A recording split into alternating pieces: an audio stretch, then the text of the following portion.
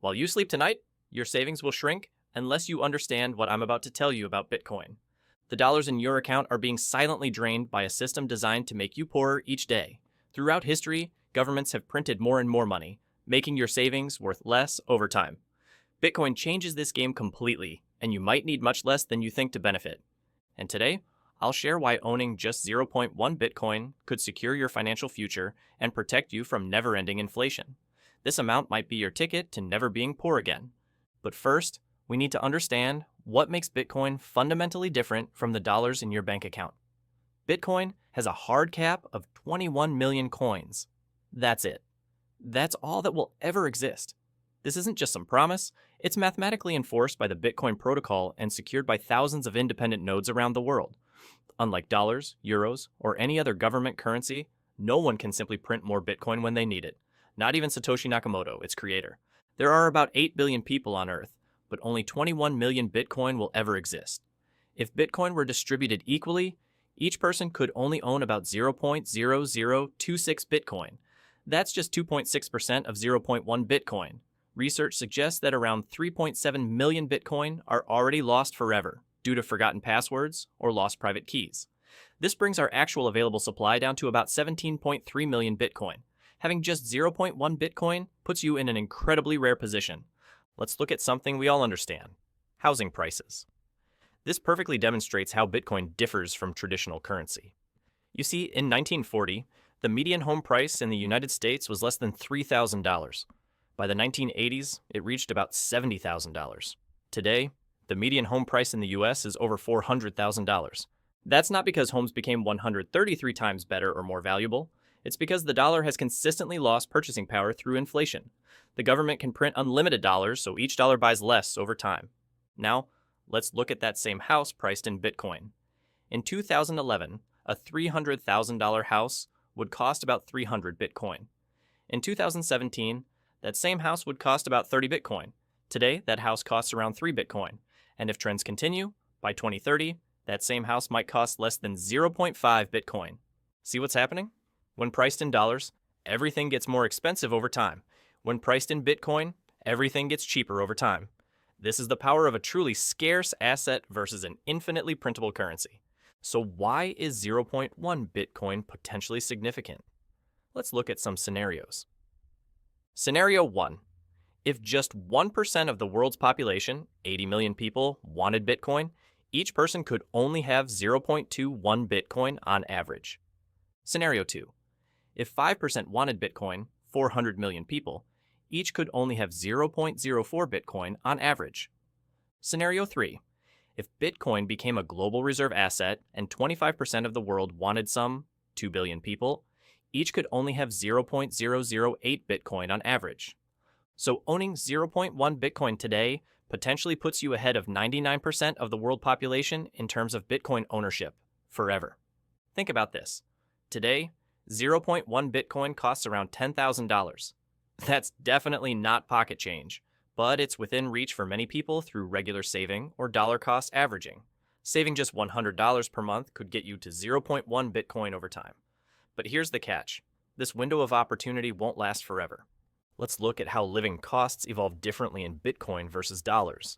In the dollar world, your grocery bill, rent, utilities, basically everything, increases over time. That's inflation, and it's by design. Central banks actually target about 2% inflation per year, though it's often higher. And it's not just homes. Let's look at something as simple as bread. In 1950, a loaf of white bread cost just 12 cents. By 1980, that same loaf had jumped to about 50 cents. Today, that exact same loaf costs over $3.50. The bread didn't get 29 times better. Your dollars just got 29 times weaker. Imagine if your grandparents had stored their wealth in something that couldn't be inflated away. In the Bitcoin world, your costs tend to decrease over time. This happens because Bitcoin's fixed supply creates natural scarcity, while human productivity and innovation make producing goods more efficient.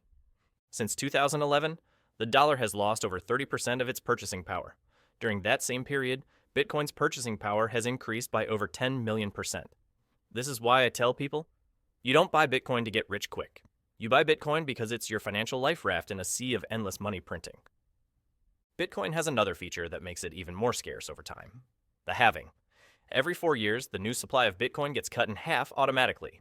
When Bitcoin started in 2009, miners received 50 new Bitcoin every 10 minutes. In 2012, this dropped to 25. In 2016, it became 12.5. In 2020, it reduced to 0.75, 6.25. And just recently, in April 2024, we had another halving that dropped the reward to 3.125 Bitcoin. This isn't some arbitrary decision. It's programmed into Bitcoin's code that no one can change. Even as demand grows, the new supply keeps shrinking.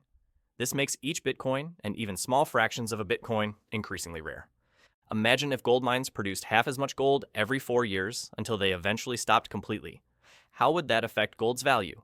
That's exactly what's happening with Bitcoin, only it's guaranteed by math rather than geology. In 2024, something momentous happened. Major financial institutions finally gained direct access to Bitcoin through approved ETFs, exchange-traded funds. These Bitcoin ETFs saw record-breaking inflows of billions of dollars in their first months. The pool of available Bitcoin is being absorbed by major institutions with deep pockets. Companies like MicroStrategy now own over 200,000 Bitcoin and continue to buy more regularly. As these large players accumulate and hold Bitcoin long-term, the available supply for everyone else shrinks even further. With institutions now buying in bulk, securing even 0.1 BTC could become increasingly difficult. This isn't speculation, it's simple supply and demand. When a limited resource faces growing demand from powerful buyers, smaller amounts become more significant. What's happening right now is nothing short of a global wealth transfer. Those who understand Bitcoin's true value are quietly accumulating what will become one of history's most valuable assets, while most people remain focused on a currency that's being printed into oblivion. The fundamental difference between Bitcoin and traditional currencies comes down to this: one has an infinite supply, and one has a finite supply. In 1790, the entire US national debt was just $70 million. It took 200 years to reach $1 trillion. Now, we had trillions each year. In fact, about 80% of all US dollars in existence were created just since 2008. This isn't unique to the US. Every major currency in the world follows this pattern of continuous expansion. It's how the modern financial system operates. And Bitcoin, by contrast, has a predetermined issuance schedule that cuts the new supply in half every 4 years until all 21 million coins are mined around the year 2140. This creates a mathematical certainty. As demand for Bitcoin increases while supply remains fixed and new issuance decreases, the price must increase over the long term. So, do you need to own a whole Bitcoin? It would be nice, but the math tells us that's impossible for most people. Owning 0.1 Bitcoin, however, puts you in a position that fewer than 1% of the world's population could ever achieve. That's the power of true digital scarcity. Whether your goal is 0.01 Bitcoin, 0.1 Bitcoin, or a full Bitcoin, the important thing is understanding what you're actually buying. A mathematically limited asset in a world of unlimited currencies. As we've seen with housing prices, Bitcoin doesn't just preserve wealth. Over time, it has actually increased purchasing power as goods and services require fewer Satoshis, which is the smallest Bitcoin unit to buy. The window to accumulate even small amounts of Bitcoin at today's prices won't remain open forever. As adoption increases and the available supply continues to shrink, even 0.1 BTC might become increasingly difficult to acquire. Here's the brutal truth. Your savings account is a melting ice cube. Every year, inflation silently steals 2 to 10% of your money's value. Meanwhile, Bitcoin has been the best performing asset of the last decade, not by accident, but by mathematical design. Let me leave you with a perspective that might change how you think about Bitcoin ownership. In traditional finance, we're taught to measure success by how many dollars we accumulate. But in a world where dollars are created endlessly, perhaps the better question is, what percentage of the truly scarce assets do you own? 0.1. Bitcoin is about 0.000000048% of all Bitcoin that will ever exist. That might sound tiny, but when you consider how many people might eventually want Bitcoin, owning even this small slice becomes meaningful. And securing just 0.1 Bitcoin today could be the single most important financial decision you ever make. Thanks for watching. If you found this valuable, hit that subscribe button, and I'll see you in the next one.